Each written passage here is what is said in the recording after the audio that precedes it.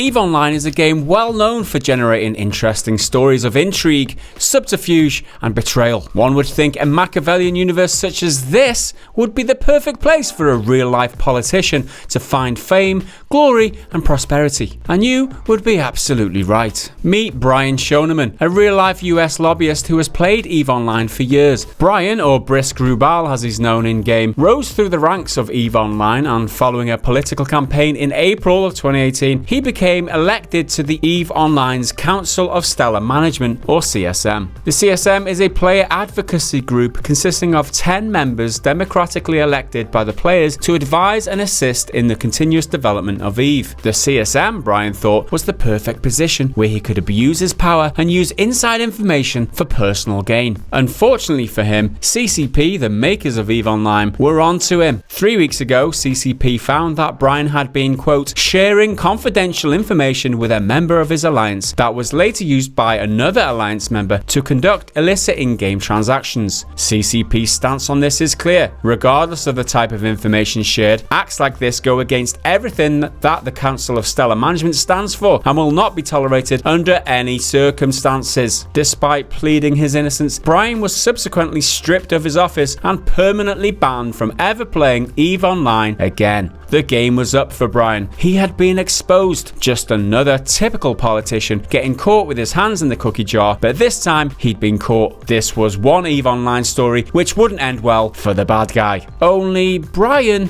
was innocent. CCP had actually fucked up big time. In a statement issued by CCP almost 3 weeks later, they said the following. Following on from our statement on April the 17th, we have completed our review of the Brisk Rubal investigation and determined that our initial findings were incorrect. Neither Brisk Rubal nor the other players implicated in this incident breached CCP's confidentiality, the terms of the non-disclosure agreement, or used privileged information to obtain an in-game advantage. We made a mistake here and we offer our formal apologies. It's now clear that our initial actions were based on unsubstantiated assumptions. Had we taken the time to review the information with greater scrutiny, this incident could have been resolved without the disruption that has since occurred. We are in the process of restoring access to the EVE Online accounts of all 3 affected players, returning any confiscated assets, and providing rectification as appropriate. We will work to set this right, and we will be making changes to our procedures and policies to ensure this kind of situation does not reoccur. So, in a strange turn of events, CCP had right royally fucked up, and Brian was vindicated. It seems like he was well on his way to being reinstated as CSM. However, Brian tweeted yesterday, since folks are asking, I've chosen to resign from the CSM. There's not much time left in the term, and I need a break after all of this.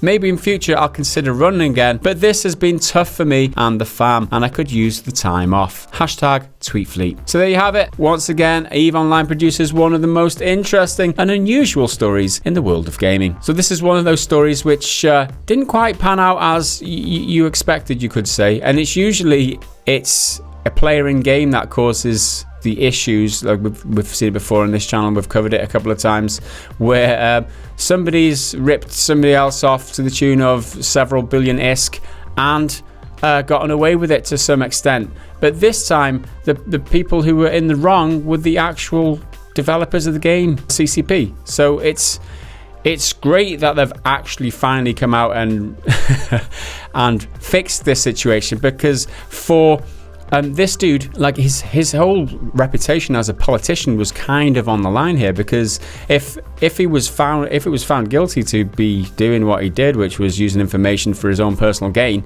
then what does that say for his character? What's that say for him as a person in his political career?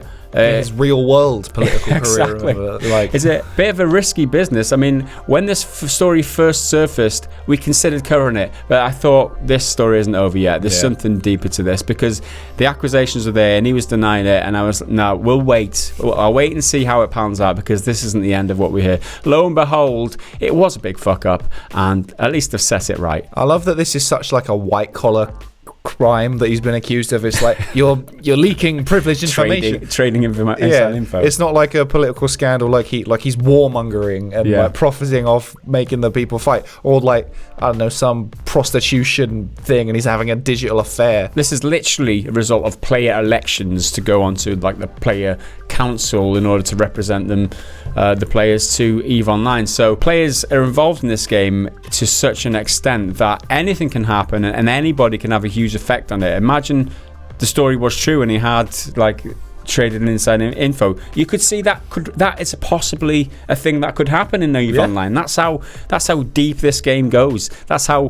deep the wormhole is, you could say, if you mind the pun. There are wormholes in the game. They introduced it. I remember that because that's about the time where I stopped playing. I love that this is like the purest form of like a people's court, because it's run by the people, for the people.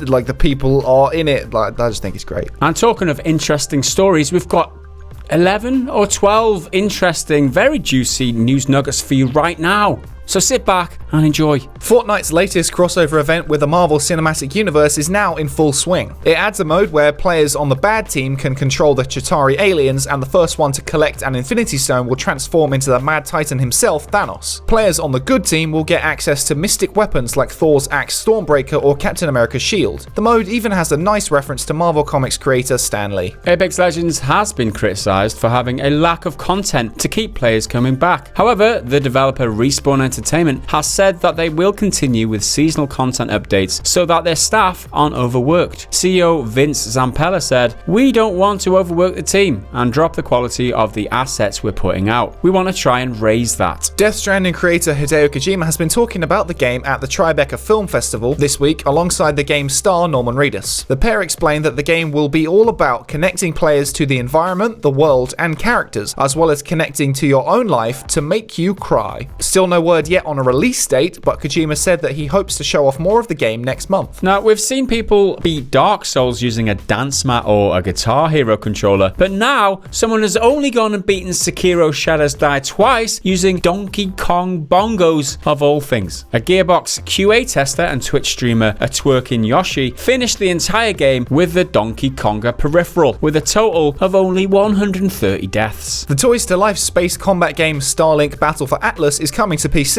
More Star Fox related content is coming to the game too, exclusively on the Nintendo Switch, as well as the Crimson Moon update, which will also come to PC. The update, Star Fox content, and PC port are all coming out on April the 30th. The UK government has announced £4 million in funding for projects based on homegrown IPs. These will be augmented and virtual reality games for the Wallace and Gromit and Peaky Blinders franchises, because of course, with all this Brexit nonsense going on, the government should totally prioritise in funding VR games. Halo Infinite will most likely be Microsoft's last big exclusive for this generation, or possibly even be a launch title for the next Xbox. However, Halo director Frank O'Connor has confirmed that the game will not feature a Battle Royale mode at launch, but he has said that it will be possible for fans to create one themselves in Forge mode. A new mode has been added to Blizzard's multiplayer hero shooter Overwatch. Workshop allows players to mod certain aspects of the game to create new rules and custom game modes. Fans have already started creating new variants, like adding a third-person mode, a battle royale, and even altered some of the characters' powers. Nintendo has confirmed that they currently have no plans to unveil a newer, cheaper Switch model at E3. That being said, they haven't fully ruled out the possibility of this in the future. This all comes after a Bloomberg report suggested that Nintendo is likely to launch a new Switch model in June. Sony PlayStation exclusive Days Gone was released today. Only the reception hasn't been quite up to previous Sony first-party exclusives. The game currently sits at 72 on Metacritic, way below par for the publisher. We will discuss the reviews in more detail this Sunday in the Pretty Good Gaming podcast, so don't miss it. In zombie solidarity news, the official Twitter account for zombie open world game Dying Light just tweeted the following: "At Ben Studio, congrats on the launch. We're looking forward to playing this weekend. Hashtag zombie solidarity." Oh, isn't that sweet? Just don't mention the fact that they're actually not zombies. Hashtag freaker solidarity. After recently spilling some details on their next-gen console, Sony have confirmed today that the upcoming PlayStation 5 will not be launched before April 2020. Sony confirmed previously that the upcoming PlayStation 5 will support 8K resolution, backwards compatibility, and have a solid-state hard drive. So there you have your gaming news nuggets for today. Links to everything that we've just mentioned are down in the description of this video if you want to go and check them out. And so let's read a joke, and this joke comes from the Pretty Good Gaming Discord channel, which you can get access to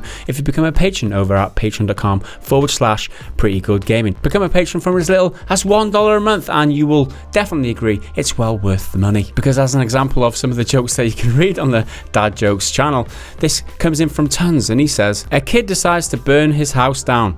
Dad putting his arm around his wife, both with tears welling in their eyes. That's arson. Wow. Expected more, didn't you? You expected more. Yeah. And just tape it off. I kind of thought it would be a proper little story, but no, just a simple, old faithful pun. Or not that Rob Lowe. The missus has just informed me that sex is better on holiday. Not the best postcard I've ever received. That's better. That's better because it's relatable because I've just been on holiday. It would be more funny though if you had left your wife at home. Sent her a postcard. Yeah. No, man. Like, wish you were here.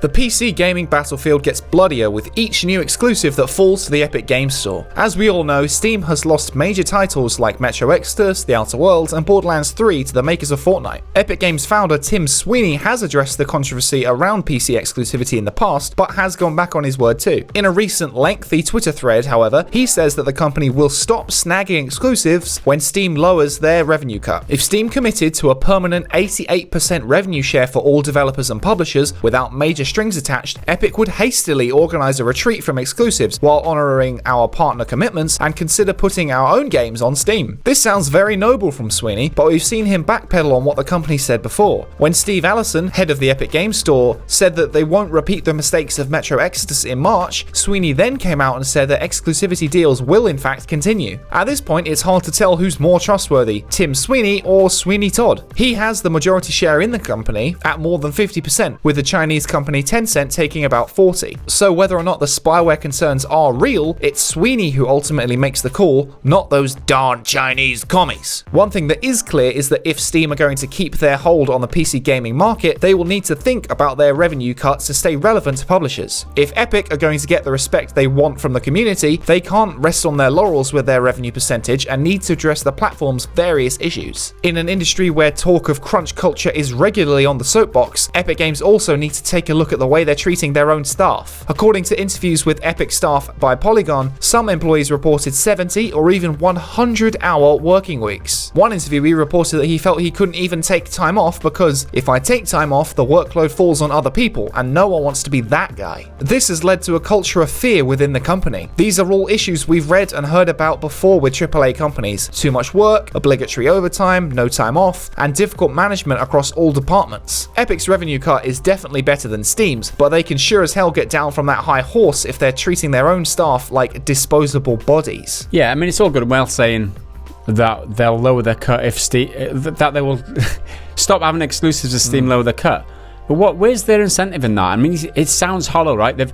We've seen them say things and go back on in the past. It sounds pretty hollow. Like, where's their incentive for that? Or their incentive is doing the right thing by the whole gaming industry by getting developers to get more money for each sale that they're getting. But there's no incentive for them. They're literally just giving up what they've got over Steam right now, which is their exclusivity. It's like, trust our word that we will do the right thing, do the morally right thing with absolutely no benefit to ourselves. Yeah, right, okay. And then they're playing the hero like, oh, we're not greedy, we give you all this money, we're so charitable. And then it's like, work harder, you little bitch. Yeah, you need to like whipping their back as they go. Like, we're laughing. It's pretty sad though. Yeah. I mean, we've been on the side of Epic in the past, but this just kind of screams of maybe they are full of shit, right? Yeah. Maybe they're just full of shit and they're exploiting workers on one hand, and on the other hand they're saying we're trying to do what's right for the industry, guys. Honest. You can't have both of those things. What's right for the industry is treating your people good. Like, everyone's talking about how AAA companies are really bad to work for just because it's so much work in such a focused, like, high stress period of time, and it's just not healthy. You're not some hero just because you make a good game or you give publishers a little bit more money. You need to treat your people right. So there you have it. What do you think about this whole Epic situation now after what's just been discovered about how they treat their staff? Let us know down in the comments below. So that's it for today's gaming news roundup. We'll be back again on Monday. Hit the bell if you want to be notified when the video gets released, because you just don't want to miss it. You just don't want to miss it. It's too good. Too good to miss, as is everything that we produce. If you want to go over to Patreon and support us bringing you this content, head over to patreon.com/prettygoodgaming. You get access to the podcast a couple of days early, as well as access to the Patreon Discord and a couple of other things. Just take a look, see what tickles your fancy. So that's it for now. We will see you again next time. Until then, bye for now.